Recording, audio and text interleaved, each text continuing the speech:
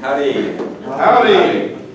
My name is Chad Young. This is David Burlick and Kumulu Oshiadu. We are part of CANE, which is Computer-Aided Navigation Engine. It's a project working on navigation for the visually impaired and blind people.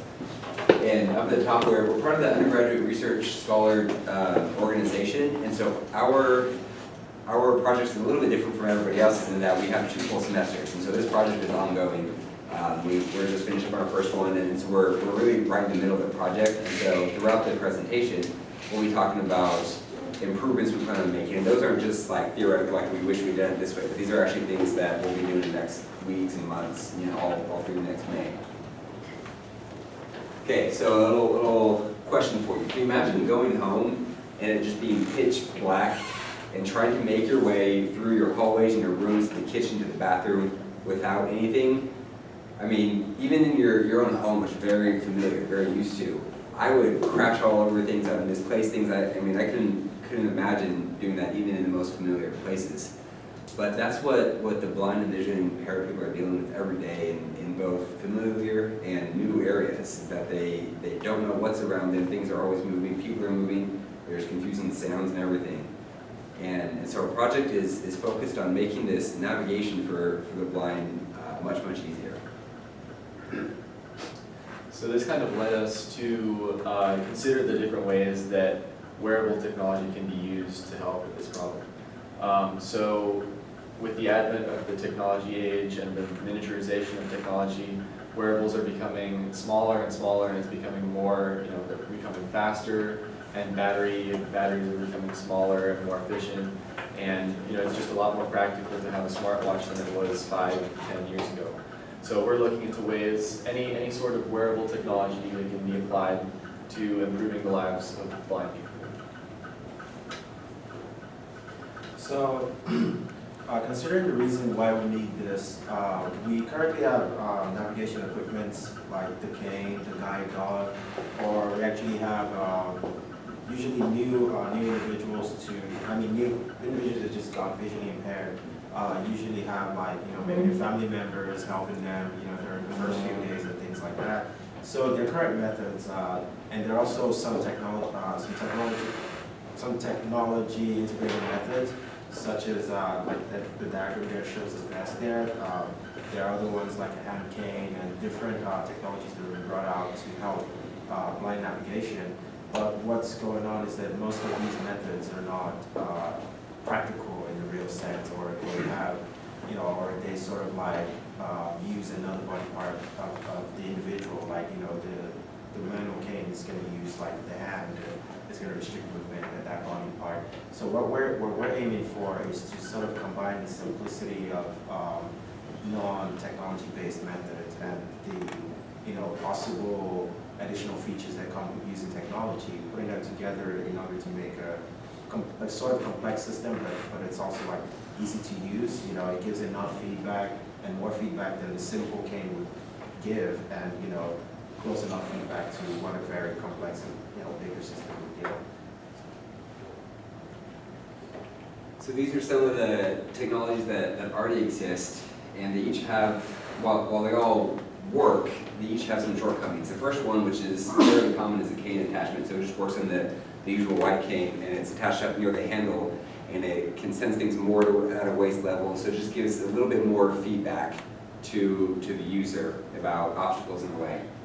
And then the distance sensing one is just a small handheld device that the user can point in directions, and depending on how close an obstacle is, it'll vibrate with a different intensity. Both of these very useful, but they come with a disadvantage of having to be held all the time, which is just kind of obnoxious for the user. And then the vibration grid vest down here. This is a very cool technology, but so what it is the device will take a 3D image of their surroundings and convert it into a 2D array. That 2D array is then converted to vibrations all in this vest.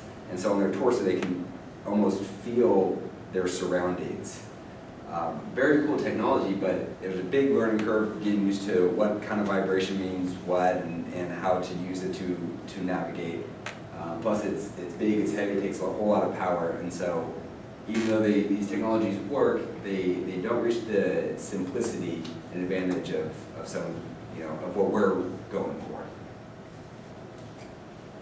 So our research is actually built on a previous project that was also called CANE.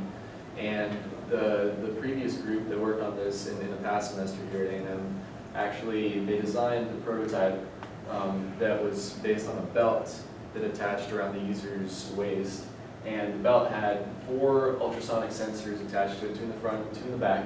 And underneath each of these ultrasonic sensors were 2, each one had 2 vibration, like haptic response motors underneath each of them. And the whole system was driven by an Arduino microcontroller and powered by a battery pack. One of the limitations of this system that we're trying to improve upon is the fact that it's on the waist, and the ultrasonic sensors have kind of a line of sight field and range, so they can only detect objects that are at the waist. So this would cause problems when the user is trying to walk up a staircase, for example, or if there's a low-hanging object, a tree branch, or a slanted ceiling, they wouldn't be able to detect it.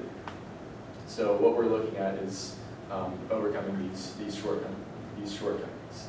And another thing about the belt is that it's also, it was a kind of a rough prototype that they kind of were trying to put together at the last minute, and it's kind of bulky and it's rather conspicuous. There's a lot of wires hanging out in random places, and so we kind of want to come up with a more polished design and something that is ready for production that people can use. So considering mostly individuals that were not born blind, say for instance, you go to college, you're in the real world, and at that point you become visually impaired or blind. There's already a natural large learning curve involved because they have to go through a lot of training and you have to adapt to the fact that you can't see things now, so you probably have to depend on your hearing or your feelings, touching stuff and things like that. So we don't want to add to that learning curve by making a device that's really complex to use, where they might have to take like a month-long course on learn how to use it. It has to be something that's sort of like intuitive and sort of natural and something close to that. So that's one aspect that we're leaning towards in our design. And also, I'm talking about the bulky and conspicuous part. We want a device that's sort of discrete. We don't want a device whereby the user has it and everyone in or around the neighborhood or wherever the user is can identify, oh, that's a blind person because they have that this device on them or something like that. So we want something that's discrete. And also, the currently existing ones, many of them are not hands-free. And we basically want a device that's sort of hands-free, whereby we don't sort of like restrict the user's hand where they have to put something on their hand or things like that. So we're focusing our design to be hands-free. That's it. And we think that this can make a very positive impact on the visually impaired community. With the working prototype, at the very basic level, it'll at least help them navigate their surroundings very easily, and just as easily as a camera thing. But it comes with the added bonuses of being much more discreet. In some of our interviews, we've heard that people who are visually impaired often don't like to be singled out as such. They don't like accepting help from other people. They want to be independent. They want to be on their own. They want to be able to handle this. And so making it so that they don't stick out in a crowd is a big deal, as well as the independence. They don't have to rely on other people to make their way around the room or to a new area or anything like that. So we really think that CANE will make a very positive impact. Yeah, so due to the kind of device we have and doing some research work, we realized that it's really difficult for a sighted person to make something for a non-sighted person, based on the fact that our perception of the world is sort of different if you think about it in the deep sense. So, a lot of our design is user-focused, and, because of that, we've, done user studies with, blind individuals and people that work with them, because that's where most of our ideas and whatever we want to implement is going to come from. So it's very user-focused. So as far as the technical details of one of our early prototypes here, I brought it as a demonstration. We're going to actually demo it later. But this is just an early prototype, and the technical details of it. We've got an Arduino microcontroller powering the whole system. It's a LilyPad with an ATmega 328. So it's a basic microcontroller that does everything that we need it to. It's got digital ins, digital outs that we use to power this Vibe board that's on the bottom of the microcontroller board, and everything is soldered together. There's an ultrasonic sensor that we ping basically every 100 milliseconds about. It sends out an ultrasonic pulse, and it's able to, one of these is the pulsar and one of them is the receiver, and it's able to basically triangulate how far away an object is based on how long it takes to return. And we've got a 3.7 volt battery, a lithium polymer battery, that's connected to a voltage booster that actually boosts it up to 5 volts that the Arduino and the ultrasonic sensor use. So part of this is trying to determine which kind of sensors to use, which ones are the best. Currently we're using the ultrasonic, which work all right, but they're not ideal. One of the biggest reasons is that the detection has a sort of range, and so the detection is about 3 feet, and by the time the sound gets out there, it's spread at least a few inches. And so oftentimes we have it attached to the foot, and oftentimes when the person approaches something, there'll be something off to the side, and it'll pick up and alert them that there's something in front of them falsely. So they could navigate by that obstacle with no problem, but the thing's still picking it up. And so we're looking at options to get a more narrow range, and so it's only picking up things right in front of their next step, and so there's not false positives. And so we're looking at this LiDAR, which it works similar to the ultrasonic, but it sends out, it uses lasers to do the distance measuring. So we're hoping that will have a much more fine focus point and allow the user to get a little bit more sort of discrete feedback. And so we have the LiDAR in the mail, and we'll be actually making those improvements in the coming days or weeks. So just another note on the LiDAR, until recently it's been a very expensive technology to use. It's used in self-driving cars. The Google car uses it. It's got a spinning LiDAR module on top of it that it uses for obstacle detection. So that's how it detects pedestrians, other cars, curbs, stuff like that. So those run in the tens of thousands of dollars because they have multiple laser modules. There's a lot of hardware precision that's required and software processing.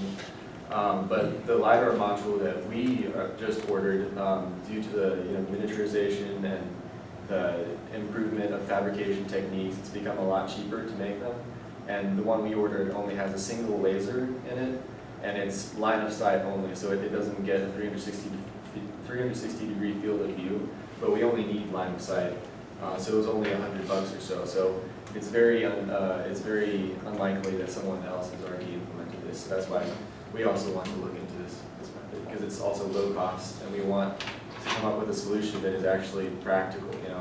It's nice to have something that works well, but it costs $30,000. Then not many people are going to afford it.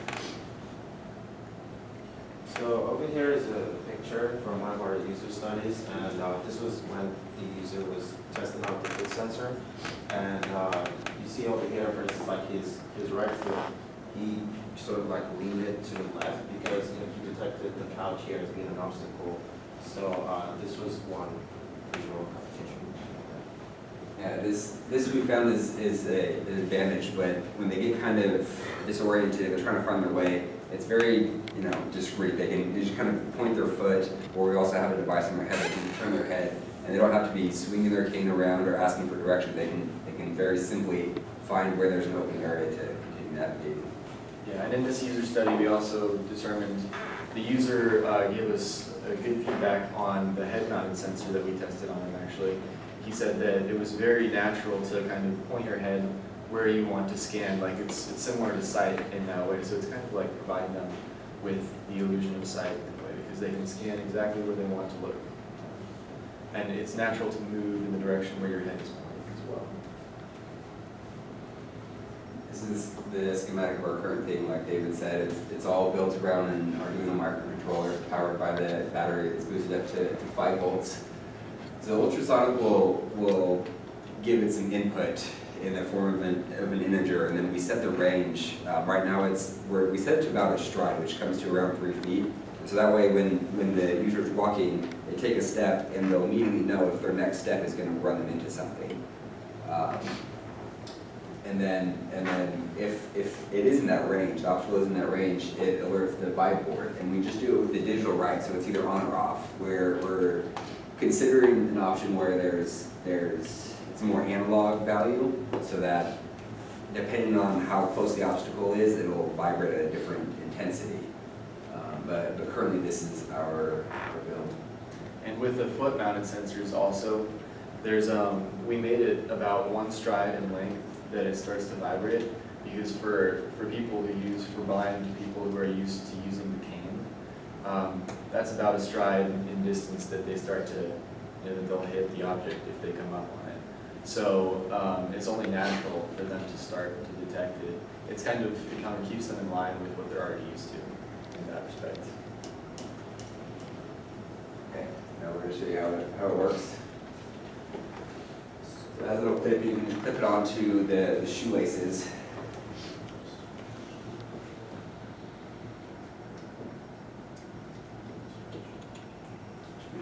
And currently we have 3 identical boards of these. 2 of them are meant to be on the feet and 1's meant to be on the head. And they're meant to work in tandem, but they're not dependent on each other. So they can be placed anywhere on the body, which is also kind of nice. So it's up to the user where they want to place it.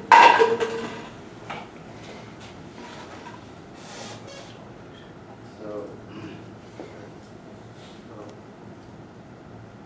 but yeah, so assuming I were the user, I'm gonna have this on right now, right here, and if I had this distance from the wall, I'll get a vibration. Right now it's set to about 3 feet. We're still doing some research as far as like the best exact quantity, but the point is while the user's walking, when he gets closer to an obstacle, we want to alert the user in a good enough time so they don't, take a step after that. Then, say for instance this were my obstacle, I could sort of like move my foot around and see, oh, okay, there's like that one, another step happening. I get the feeling. But the sensor is going to be on both feet, so obviously I can use either one. And depending on which one I'm getting vibration from, I can sort of like, move around and understand it better. We've already made big improvements on as far as compared to the old design. Because the old design was a belt and it was big, everything, and we've already made this much smaller. We have plans to get it probably about half this size. So it's very, very small, very discreet, and it'll be easy and convenient for the user.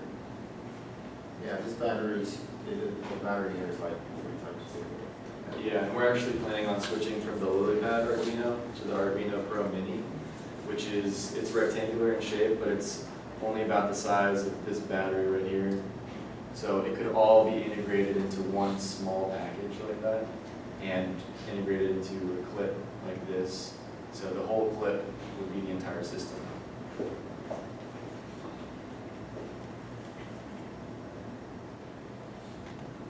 So this is just the status of our project. As we said, this is ongoing. We have a lot of improvements that we're going to make, but we're very encouraged. With our most recent user study, he was very pleased with the improvements we made on the previous project.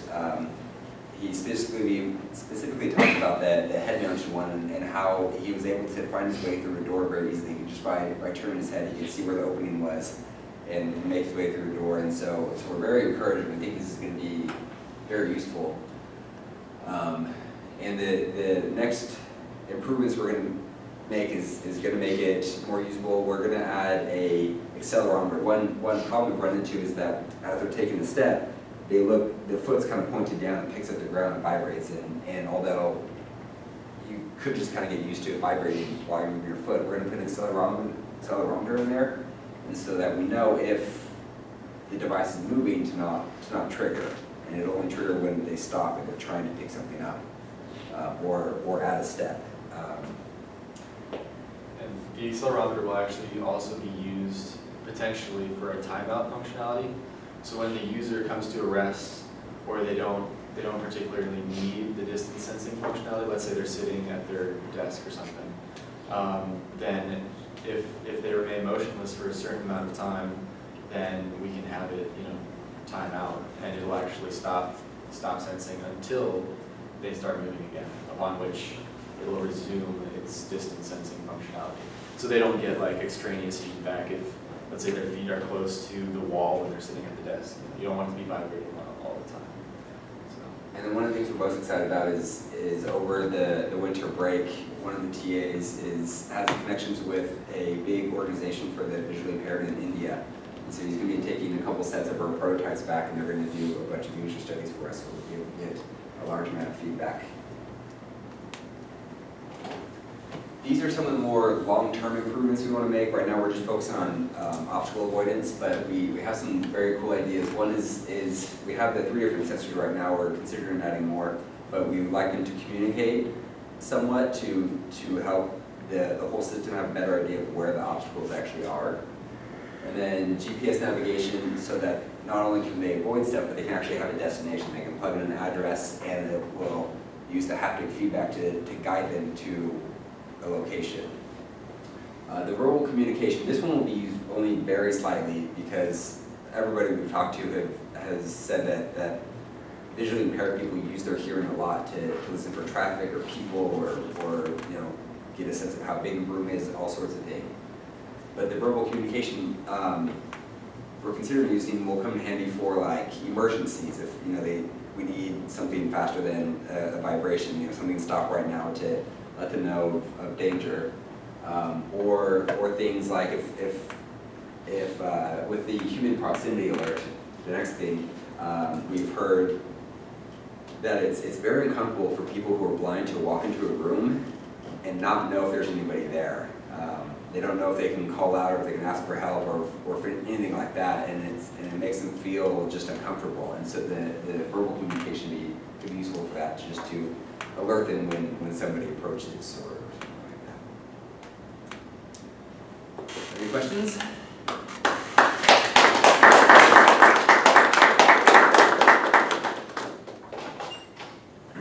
I'm a little more curious about your users that you're getting your feedback from for creating this startup. It seems like it's a very small pool. Is Yes. that true? Currently, it's a very small pool, but that's why we're excited about the user studies coming the next month. Expanding that. Which I listen to with a little bit of trepidation because there's going to be some huge cultural differences, right, between what people that are visually impaired in India versus the United States. You talked a lot about new people who have just become visually impaired. Because I was thought it was the interesting thing about being discreet and not being noticeable, and to me that's actually some of the positives for some of that technology, right? Because people themselves are going to become obstacles, right? That your system can't do, and the cane with the red tip, which by law only a person who's visually impaired can use, provides. Really? Only, Yeah. use a cane if you're not blind. Yeah. If you're not blind, you're not supposed to use one with the red tip. Yeah. Well, it's because it's. You get big, or, yeah. Yeah, but the thing is that when we're using something like that, it also lets people know that this is a person. So you actually avoid things because people know that this person has an issue and they know not to step in front of them. There's lots of other things going on. It's not just that one person doing it. So anyway, but I can see that because I think a person who's more recently become visually impaired is going to have a very different idea of what things should be versus a person who maybe has been there for a longer time and it's kind of become part of their life. So it sounds to me like the people who are giving you feedback are people who are more recently. When did you, so I thought you became blind. It's been a while. It's been a while. But that is, we kind of have to weigh the pros and cons, because we've also heard that people, when they're easily identifiable, other people will go up and try to help them, they'll kind of grab their arm or distract them, and that messes up their awareness. Oh, that's a problem too. No, I don't. So yeah, we're considering those and trying to weigh the pros and cons and find the best scenario, and making a device that might be kind of customizable. So maybe they want something that kind of alerts people around them that they're visually impaired, might be useful for some. So have you tried to contact other people around here that, It was harder than we imagined to find people where, we've been reaching out, so. yeah, it is hard because I know that sometimes with ADA and this stuff and confidentiality, it's hard to get people to tell you these people. And that's their project composed compared to like last semester, this is a sort of a continuation, but it's totally opposite because this group, they're not trying to, the first group is trying to replace the cane entirely, and this group is saying, no, let's let what works already exist and add to what's Yeah, existing. one of the very cool things So they can still have that. that we learned in the user study was that a lot of times people, when they use dogs, they'll also carry what's called a touch cane with them. And so it's not the normal white cane that they use all the time, but they'll only use it when they reach something that they don't understand and the dog can't really help them with. And so they'll pull it out of their pocket or off their hip and figure it out. And so the two in combination, we think will work. Well, that was something I thought was interesting too, because like on the cane, while it is a touch feedback, they get lots of things, right? If they're accidentally touching a person, it's kind of a very soft feel of the fabric of pants or something like that versus, a curve or something that's concrete. There's all this kind of haptic information that with your sensor, you're just getting something that's verified. So the sensor you have right now, you said was the sonic, ultrasonic, and you're looking at using a laser. So that one has, obviously, the spread is large, right, and that's problematic. And when you move to the laser, it's going to be very small. Do you perceive any issues with that configuration? Yeah, I think, something like this, if you're walking up to a chair, it might not pick it up if it's going right between the legs. And so we have considered the idea of putting two on there, but I think the ultrasonic was more problematic in that you couldn't, when we were doing one of our user studies, he tried to go between two counters and he kept kind of going back and forth because he couldn't find an opening, but really it was all open in front of him and just picking up the sides. And so that's another one of those pros and cons that we have to weigh. Okay. I'm going to go pick on another thing. You talked about the motion sensor, right, with the accelerometer. And what you described, I'm not sure is going to be practical, right? Because at some level you want this vibrations going as they're moving, and I don't know that they ever actually stop moving. However, I think accelerometers can pick up angle, right? So, maybe it's when that's pointing down, you disable it versus when it's not moving. Does that make sense? Yes, yeah, that was one of the ideas we're considering. Yeah, because when I heard it, I was like kind of going, well, yeah, but then it's like, if they're really wanting to do when they're walking, they're going to have to like take a step, stop, see how things are, and then take the next step. That's not a very natural walking motion.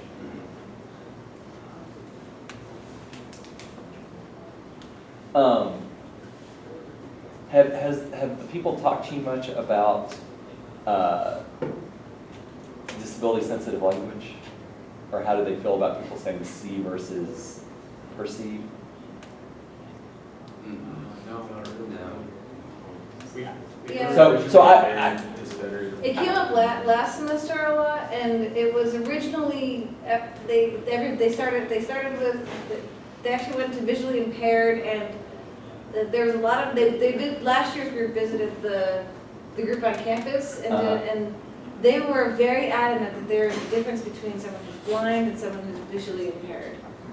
yes. And they were like, I am not visually impaired, I am blind, and that's, because The deaf community has similar things. so that's another thing. So it was interesting, because we were originally trying to be uber PC about it and thought the visually impaired was the better word Well, to use in visual general. impaired is not what, I'm just thinking about things like that. When you talk about the head things like that they see, right?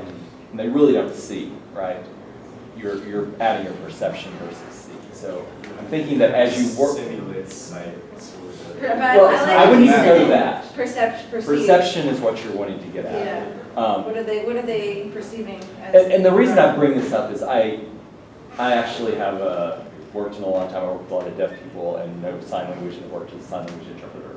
And when you're trying to sell a technology to some particular disability group, and as soon as you speak incorrectly about them, they've turned you off, right?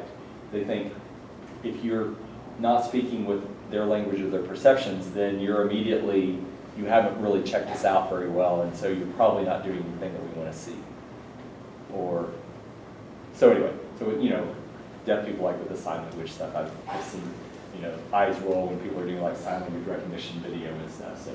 There's a lot of things you can do, but like I said, like when you're doing this, it's like, rather than saying they see the pole, right, with the head sensor, it's not, he doesn't see it, but he perceives it, right? And Michael might be a good mentor. So, so let's see.